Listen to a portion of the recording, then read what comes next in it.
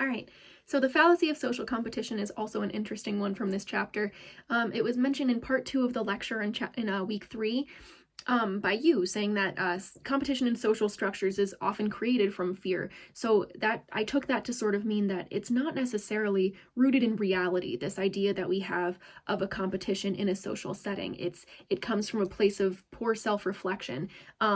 So for example, you're auditioning for the lead in a play. You really want this part in the play. You're a talented singer, great dancer, you've got all the moves down, you memorized all the lyrics, your audition went great, but you didn't get the part. Someone else got the part. This person who you're seemingly at the same level, let's say it's a peer, and they get the part. You might think to yourself, ugh, I'm terrible. I can't carry a tune to save my life. I must have been stepping all over the place on my own feet. They must have thought I was a fool, even auditioning for this part, thinking that I could thinking that I could handle this.